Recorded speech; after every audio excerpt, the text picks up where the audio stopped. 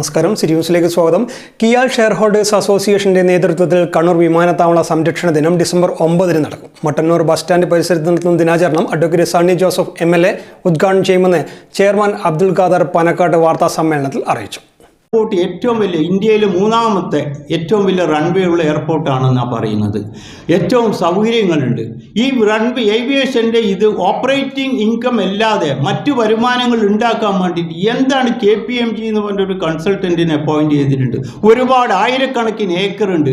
എന്തെങ്കിലും കൊണ്ടുവരാൻ വേണ്ടി അദ്ദേഹം നമ്മളെ തൊട്ടടുത്തുള്ള ബാംഗ്ലൂർ എയർപോർട്ടിൽ ഇപ്പം 2 ആഴ്ച മുമ്പ് എയർ ഇന്ത്യയും ടാറ്റ ഏജൻസിയും കൂടിയിട്ട് അവിടെ ഒരു മെയിൻ്റനൻസ് ആൻഡ് റിപ്പയർ ആൻഡ് ഒരു ഇത് അവിടെ തുടങ്ങിയിട്ടുണ്ട്. അവിടെ അതിന് 2500 എയർ ഇന്ത്യയും കൂടിയിട്ട് MRO എന്നാണ് പറയുക, maintenance repair and overall facility ഉള്ളത്.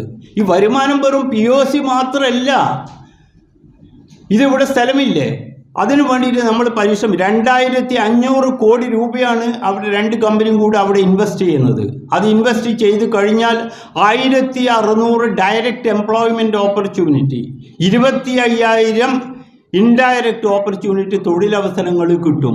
ഇതിനൊന്നും ശ്രമിക്കാതെ ബാംഗ്ലൂർ തട്ടിയെടുത്ത് അവിടെ തറക്കല്ല് പോലും ഇട്ട് ഇയാൾ ഇവിടെ ഇരുന്നിട്ട് ഈ POC എന്നും പറഞ്ഞിട്ട് നടന്നുകൊണ്ടിരിക്കുകയാണ്. നമ്മളൊക്കെ കൈമുട്ടിയിട്ട് നിൽക്കുകയാണ്. ഇതാണോ ഈ എയർപോർട്ടിന് വേണ്ടിയിട്ട് ചെയ്യേണ്ടത്? മട്ടന്നൂർ നഗരസഭാ ചെയർമാൻ N. ഷാജിദ് മാസ്റ്റർ മുഖ്യപ്രഭാഷണം നടത്തും. കണ്ണൂർ അന്താരാഷ്ട്ര വിമാനത്താവളം യാഥാർത്ഥ്യമായി 6ാം വർഷത്തിലേക്ക് പ്രവേശിക്കുന്നത് വലിയ സാമ്പത്തിക പ്രതിസന്ധിയെ അഭിമുഖീകരിച്ചിട്ടാണ്. കിയാൽ മാനേജ്മെന്റിന്റെ നിരുത്തരവാദപരവും കെടുകാര്യസ്ഥതയുടെയും ഫലമായിട്ടാണ് ഇത്തരം സ്ഥിതിവിശേഷം സംജാതമായതെന്ന് അബ്ദുൽ ഖാദർ പനക്കാട്ട് പറഞ്ഞു.